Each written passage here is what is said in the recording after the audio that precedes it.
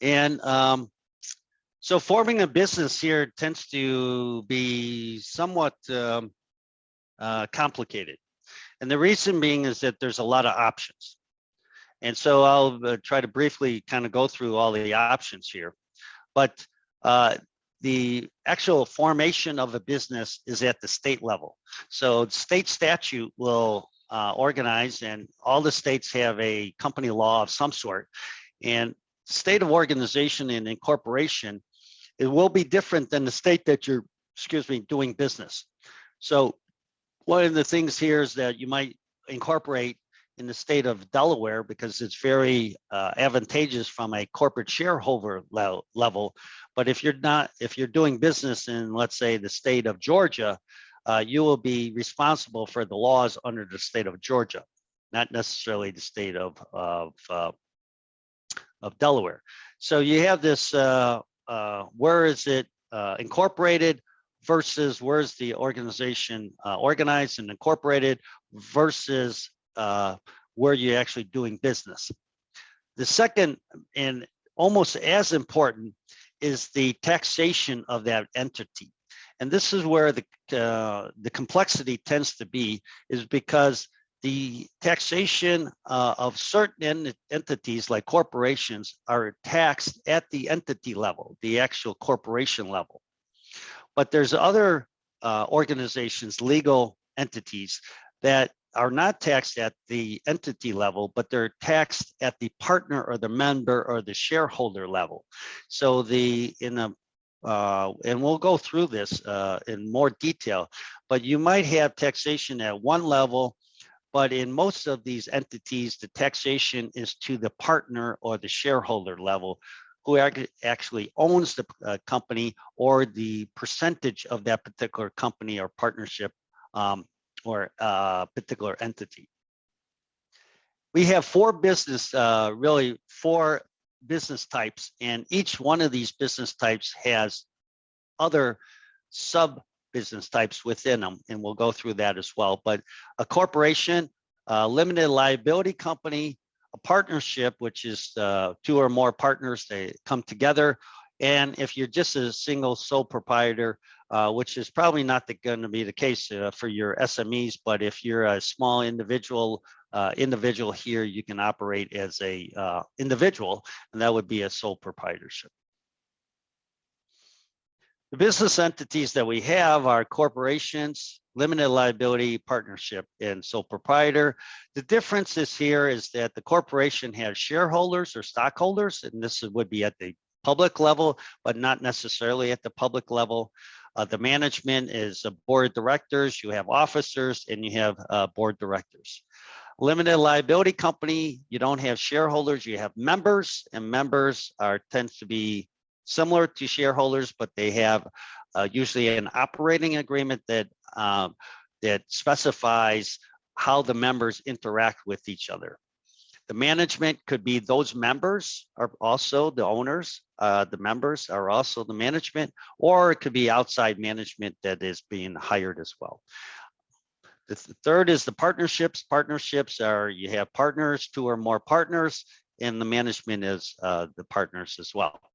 And then, as we talked about, is sole proprietor, which is really not going to be the case here for your SMEs. So under a corporation, you basically, a corporation and these entities are considered a separate person under the eyes of the law.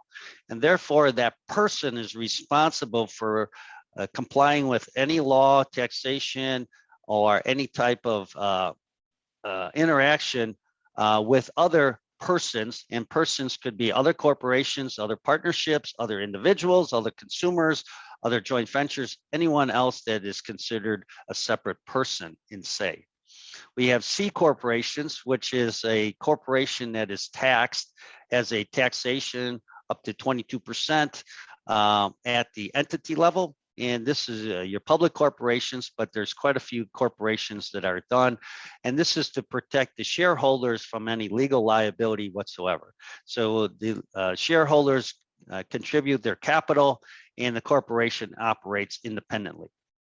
In the US, we talked about taxation confusing with the legal entity. We have a S corporation, and the S corporation is a pass-through. So it legally is a corporation, but from a taxation standpoint, it's the shareholders that get taxed, not the corporation itself. So it's a pass-through entity. For foreign shareholders that are non-US citizens and non-US residents, there are some restrictions on foreign shareholders. So you will rarely see this form of corporation used by foreign shareholders because of these registrations. We also have professional corporations, which is really on the service side, employee, professional employment organizations and the like, and then on holding companies. So if your SME will have multiple entities here in the US, it's always typical that there's a holding company that brings another level of legal limiting legal liability between the actual operating company that's here in the US and the parent company that's back in Europe. Limited liability corporation is an entity that it was issued by almost all states now, and I think every state, and has only been in effect for about 35 years, 35, 40 years.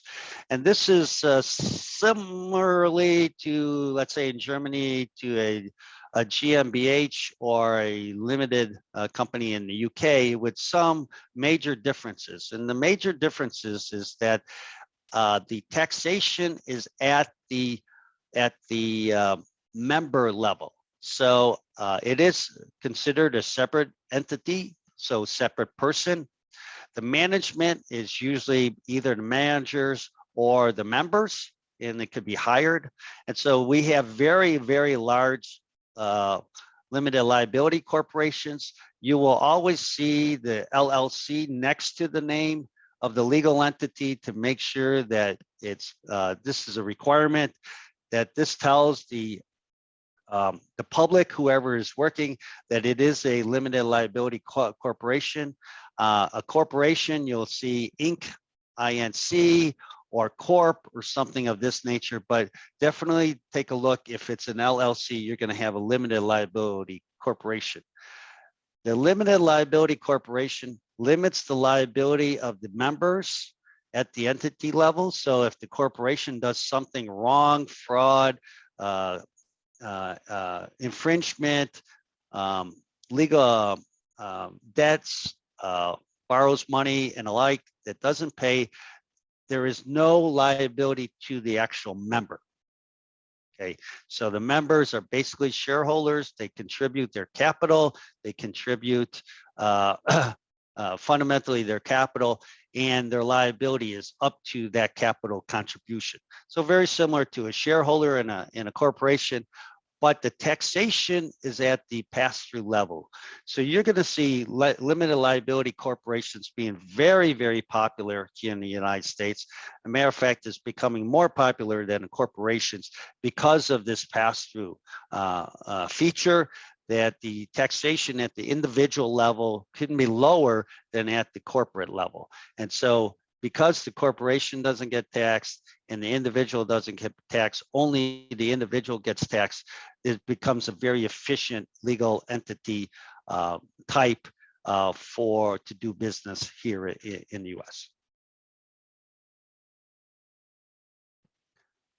Moving on to partnerships. So partnerships, again, has various forms of the partnerships, but basically a partnership is one or two partners that join together to form a partnership. And the members of the partner can be an individual, it could be a company, it could be a nonprofit organization, it could be any kind of other legal entity that's a separate person. Could be a foreign company to be a partner in a partnership. And because of this, we have 4 different types of partnerships. And the first one is always the general partnership. The general partnership is basically the 2 or 3 or more partners get together, and all partners have equal liability. And it's equal, not only equal, but it's also how do I say, there's no limitation to it. So if there's 3 partners and one partner does something wrong within the partnership and causes the partnership to be sued and or has some claim, whether it's criminal or legal or civil, and that partnership decides to exit, leaves the country, or goes bankrupt, the full liability of that debt goes to the other partners. And so this general partnership is only used in really special cases where all the partners have to get together, because all the partners are 100% liable for the partnership debts and obligations, whereas there's no limitation on one partner. So one partner that could be a victim, unrelated to any of the negativity or the debt, could be 100% liable for the debts of another partner.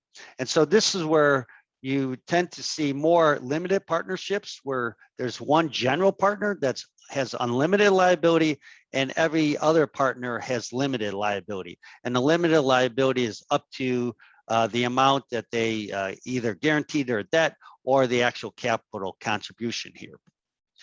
Taking it one more step, you have a limited liability partnership where all the partners will have limited liability. And so the debts of one partner or the wrongdoing of one partner does not affect the other partners. So in this particular case, let's say the partnership where there's 3 partners, A, B, and C. Partner A does something wrong, commits fraud, cheats a customer, double bills a vendor, something of this nature. The other 2 partners are not individually liable for that debt. The partnership is, but not the partner itself. And then finally, there's the LLLP, which is the limited liability limited partnership, where all the partners have limited liability no matter what happens within the partnership. These particular, between LLLP, the general partnership, you will see this in very special cases, let's say in real estate ownings or things of this nature, but you'll probably see if there's any type of joint venture or you're doing a consortium or something of that nature. If the LLC is not used, usually you will see it through the LLP or the LLP or the limited partnership as well.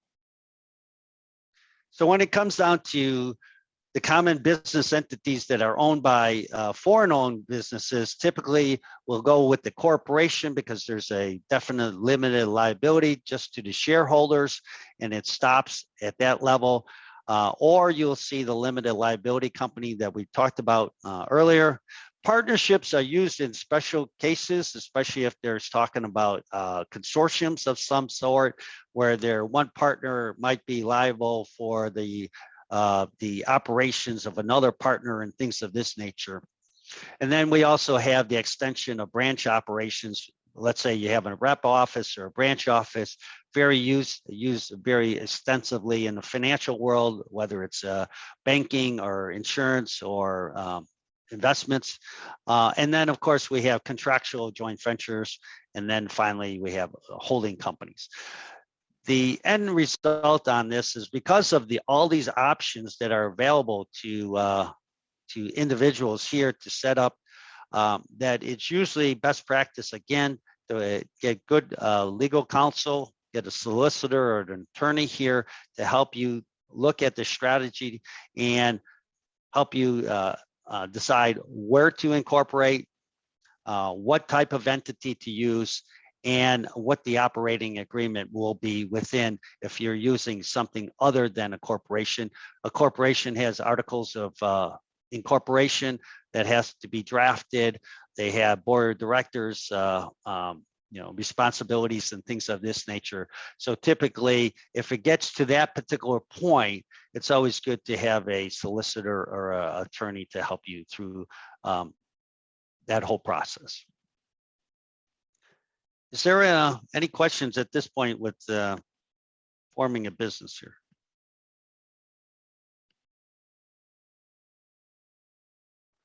All right, then we're gonna. Let me, Veronica, yes? No? No, I wanted to thank you because it is not that easy, but yes, but it is very, very clear at the same time. So thanks for, yes, emphasizing some specific aspects because, Great, thanks. great, thank you. All right, direct investment. So if a SME or a European, a non-US company wishes to invest or set up a plant or an operation, whether it's a manufacturing, light assembly, or even some type of a project that's being done, there is almost every state, county, city has an economic development office. And these offices want to attract direct foreign investment. And of course, the bigger the investment, the larger the investment, the more activity you will find. And there's really a competition between states. There's a competition between cities within a state. There's a competition between cities, between multiple cities. So for example, Amazon will say, hey, I'm going to open up a new distribution center. Then the counties are all trying to attract that because that's going to hire more people and have more jobs. The biggest one here in Wisconsin that never happened was Foxconn. They plan to have a manufacturing plant. They promised 10,000 new jobs. The state promised to give them billions of dollars in tax relief, and unfortunately it never happened. But the simple fact of the matter is that these economic development offices for the direct foreign investment, every state has one, and either the counties, and there's either even special districts. So for example, Chicago has a Select Chicago group, and their job is to, if you're looking to invest or set up some type of operation in the Chicago area, you have this Chicago city itself, but you have multiple, I forgot, it's something like 70, 80 different smaller communities that are suburbs of Chicago that also have economic development offices, industrial parks, and things of this nature. And Select Chicago is a group of individuals that pick, the best opportunity for the particular European SME. So what kind of incentives are available? One, as a tax reduction, usually it's on property taxes or some type of other taxes that are local. There could be a employee training credits. So if you if the incoming European company comes in and sets up an operation and trains, say in technical training to 15, 20, 50 different employees, there might be credits against your taxes against that, or some of the payroll taxes. There could be grants that they're actually money being given, maybe money to acquire land, money to acquire buildings, things of this nature. There might be, if it's large enough, the government will pay for the infrastructure improvements. So expanding the roads, improving the roads in front of the plant. So for example, I believe in Alabama, I think it's a Volkswagen that just announced that they're going to build a brand new plant. The state of Alabama has offered, and a part of the deal is that they will expand the highway for their trucks, their lorries that are coming, and also add to a exit, so an Ausgang, onto that particular highway, and that's at no cost. That's on the state and the federal level. That's no cost to Volkswagen on this case. And finally, there's the EB-5 Visa Immigrant Investor Program. This program tries to attract foreign investment in low economic, deprived economic areas. And so if a foreign citizen is willing to invest, I believe it's $1 million now in a particular project that's in a under economic area, then they're fast tracked to get their green card or permanent residency. And we're seeing quite a few Asian, Chinese, Japanese, Malaysians, Thai take advantage of this. So once they become a resident, then their company, their family is available to all any kind of benefits, government programs for student loans, university. They become a resident as opposed to a foreign student, which can have considerable, and also they be able to have a free entry and exit. And so, if you're a permanent resident or you have your permanent residency, then obviously you have free access to entering the United States and not getting visas back and forth every time you want to enter the US. The labor market in the United States right now is very tight. Our unemployment rate is 3.6% on a national level, but there's 13 states, including the states that I live in and Shane lives in, that's under 3%. So labor is extremely tight. But we do have 20 states over 4%. By the Federal Reserve Bank, they believe that full employment is around 4.5%. So if you kind of look at it, we're supposed to be better than full employment.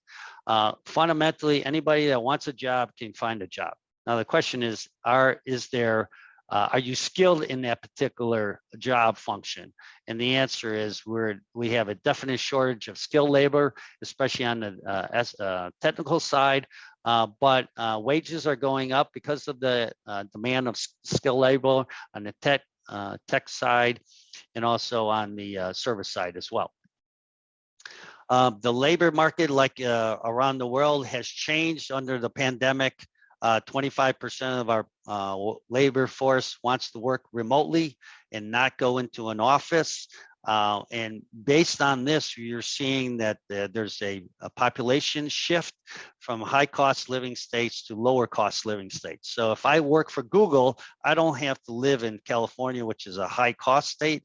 If I move to Kansas, where it's below the national average for living, and it's much more, has a better work-life balance than if I can work for Microsoft or Google or Facebook or any of these tech companies, and I don't have to be anywhere near their headquarters, then that's a real benefit for us. And we're seeing that in anything that has to do with technology, digital marketing, even inventions, R&D. People want to work remotely and not go into an office. Okay.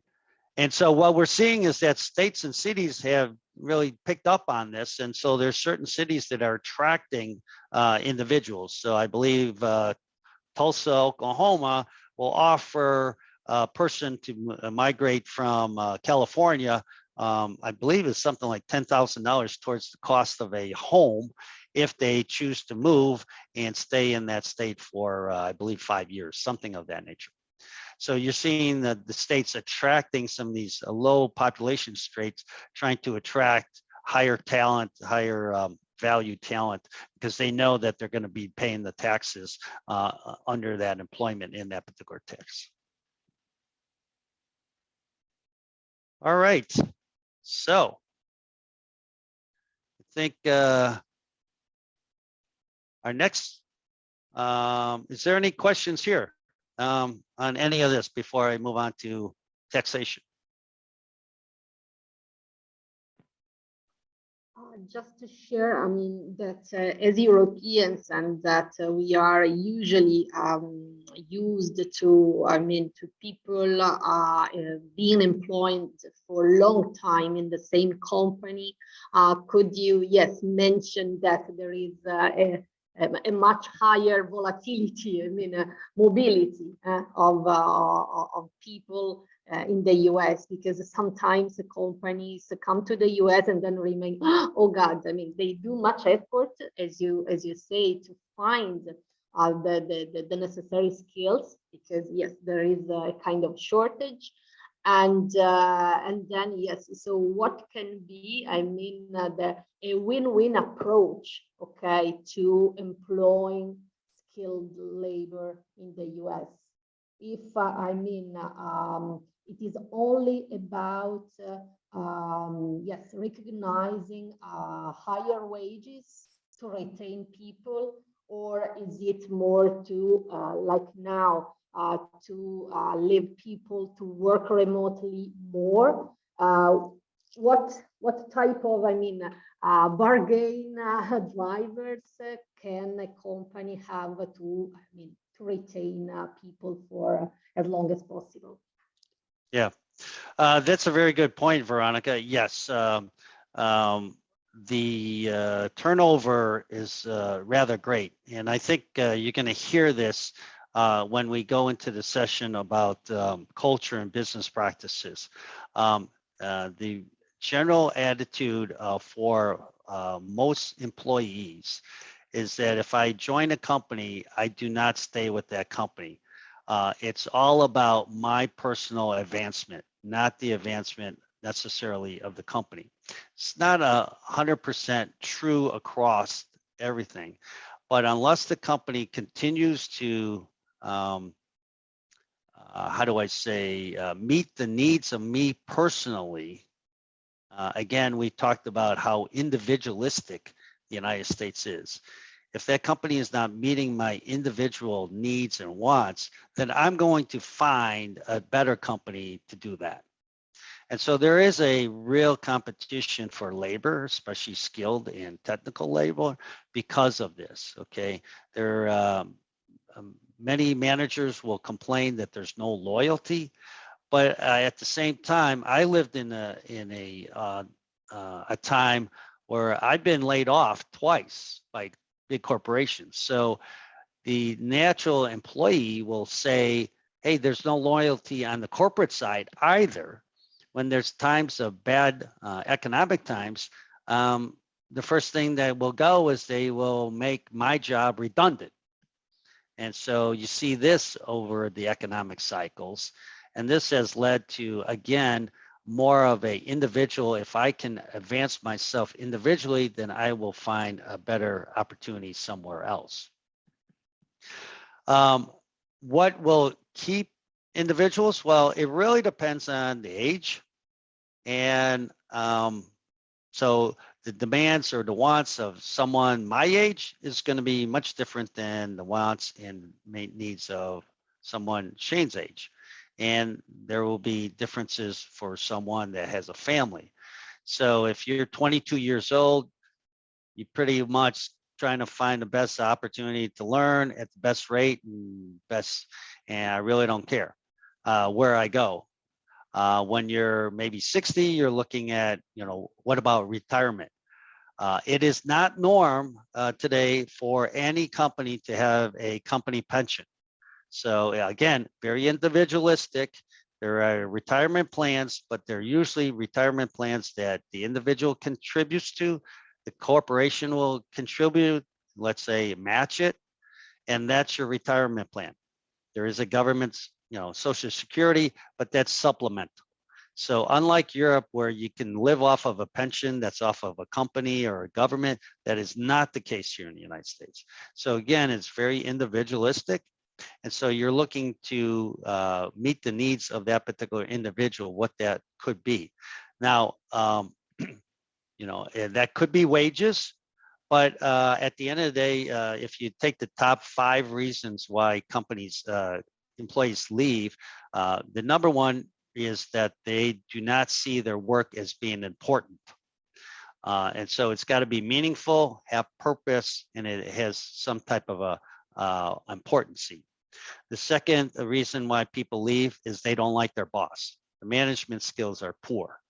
And so again, don't expect your employees to stay with you just because you're the director of the organization. You have to meet the needs.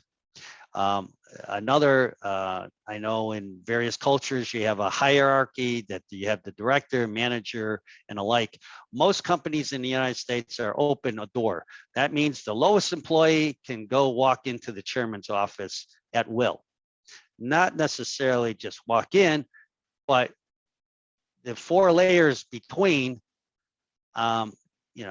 if I don't have if I have a problem with my boss, I can go to his boss and complain about it. So very individualistic, democratic, and so you don't have this hierarchy.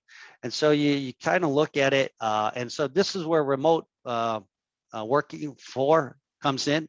I personally go where the talent is, not necessarily where they're physically located.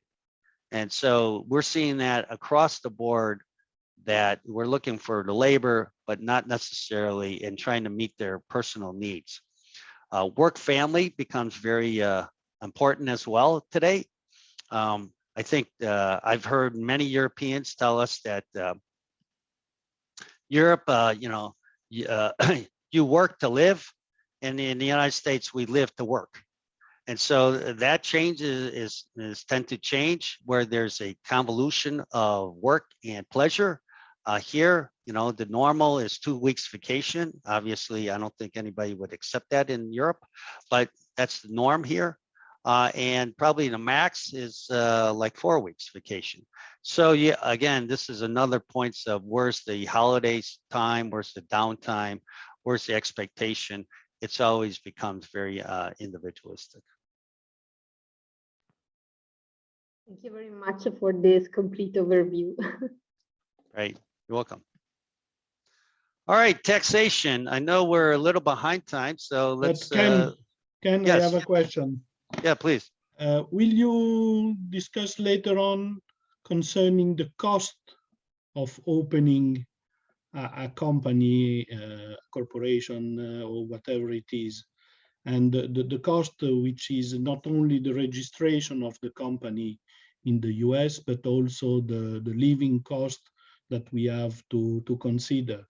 Because I have understood and heard several times today the word lawyer, and the lawyer each minute cost a lot.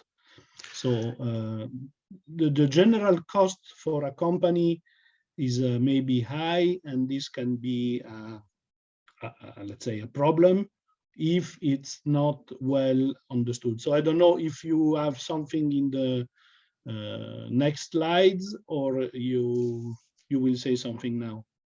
Yeah, I don't have anything in the next slides. So let me just address that, okay?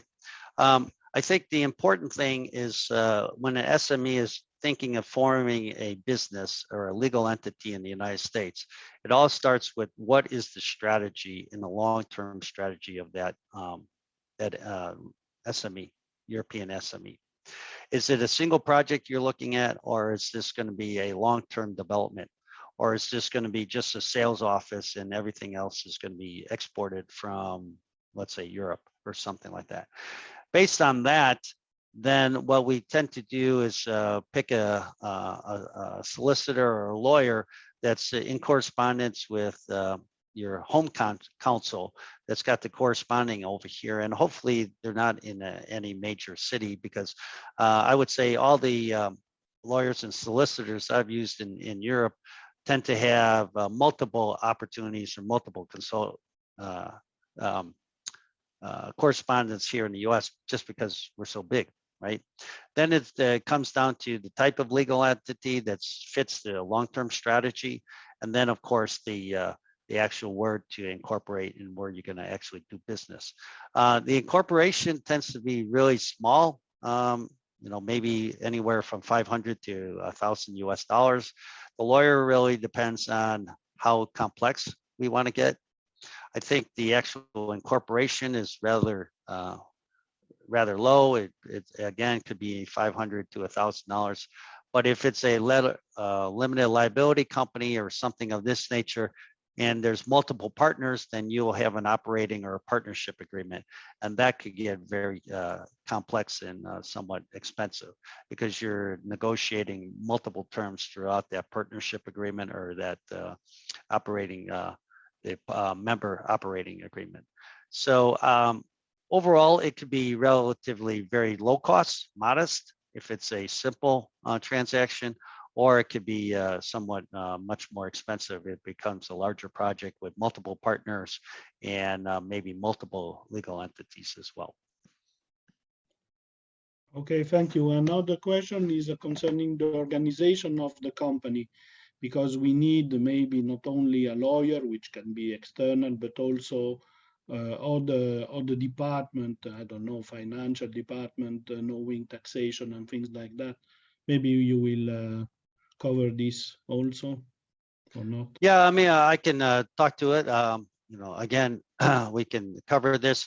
Yes, if you're entering forming a business in the U.S., typically you're looking for expertise in multiple areas. So legal is one, accounting and finance. Once again, if there is a external accounting firm or a law auditing firm that is used in your home country, they will have correspondence if they're part of an international network. And again, it really depends on where you're going to be located and where you're going to do business. You're looking for an accounting firm that not only knows the federal law, which everybody does, but the actual state law that you're going to be doing business in. So what are the state taxes? What are the state regulations and the like. You'll probably find if you're going to hire employees that you're going to need a consulting firm or some advice on labor law. Just like if we were hiring someone in Europe, a consulting firm on the human resources side, what you can interview, what you can't say, what's the law, labor law. Again, there's national law, but most of the labor law is at the state level. And again, it's where you're going to be hiring those individuals. So what state are we looking at? Texas tends to be very easy. They have the right to file. Here in Wisconsin, we have the right to hire, and which also means we have the right to fire. So here we can hire anyone, and we can terminate anyone at will.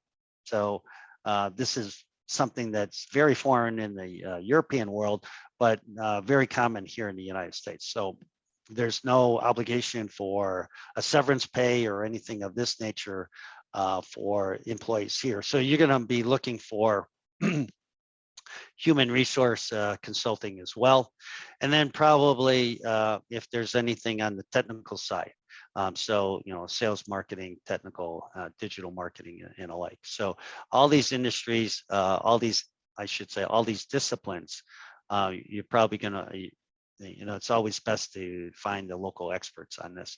And quite frankly, Gerardo, this is what we do. We kind of put it all together and try to find those expertise for the entering SME that's coming in from Europe.